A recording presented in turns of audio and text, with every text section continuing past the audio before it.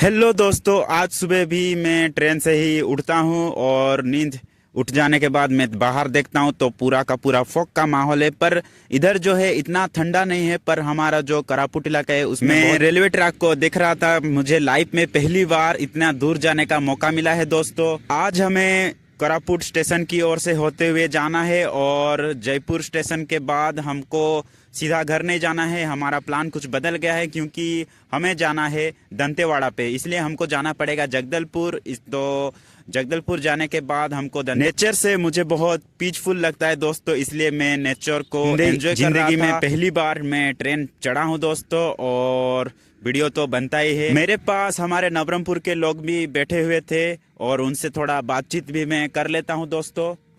और मैं ये जाता हुआ और बहुत ही ठंड लग रहा था, पर अपना इलाके से कम ही लग रहा था।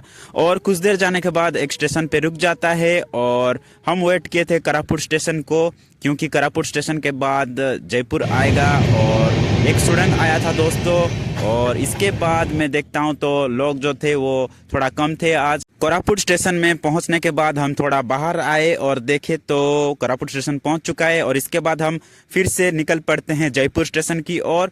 और ये रास्ता जो था थोड़ा लंबा था और जयपुर स्टेशन की ओर आते हुए हम कुछ देर जाने के बाद देखा तो हमारा जो जयपुर का स्टेशन था वो भी पहुंचने। हम बहुत सारे पहाड़ से होते हुए गुजर रहे थे और ये आप देख सकते हैं ट्रेन के अंदर से कुछ नजरिया, उसका व्यू देख सकते हैं।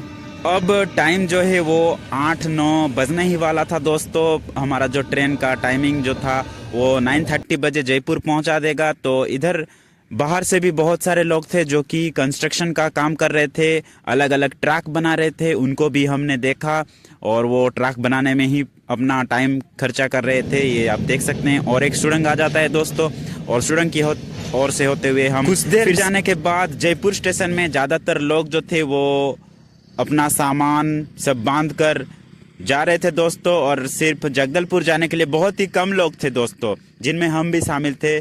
फिर मैं रास्ते में चेक कर लेता हूं अपना आंसर कि कितना ठीक किया, कितना सही था। इसके बाद हम पहुंच गए हैं कोटपाड़ ट्रैक पे और कटपाड़ रोड में हम जाते हुए कुछ देर जाने के बाद हम पहुंच जाते हैं जगदलपुर। और जगदलपुर में हमारा एक भैया जी हमको लेने आते हैं और उनके साथ मिलकर हम फिर बस स्टैंड की ओर जाते हैं, क्योंकि बस स्टैंड में जाने के बाद हमको पकड़ना था दंतेवाड़ा बस और शाम होते ही हमको फिर से वापस घर भी जाना था दोस्तों। स्टेशन में आकर घर जाना था, नहीं तो स्टेशन में ट्रेन नहीं मिला तो हमको बस से भी जाना पड़ सकता है। इसके बाद हमारा भाईना और हमारे जो भैया जी है वो लेते हुए बस स्टैंड की ओर और फिर हम बस में बैठ जाते हैं।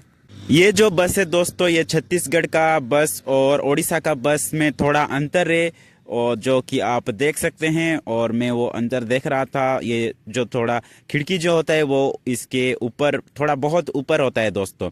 और इसके बाद मैं बाहर का व्यू देखते हुए मैं सोच रहा था कब हम पहुंच जाएंगे। वो जगदलपुर से जो दंतेवाड़ा है दोस्तों वो लगभग 80 किलोमीटर है और इसके बीच में एक ही बस स्टैंड आता है जो कि लगभग 10 मिनट तक ही रुकता है उधर, और फिर वो फिर से निकल पड़ता है दोस्तों।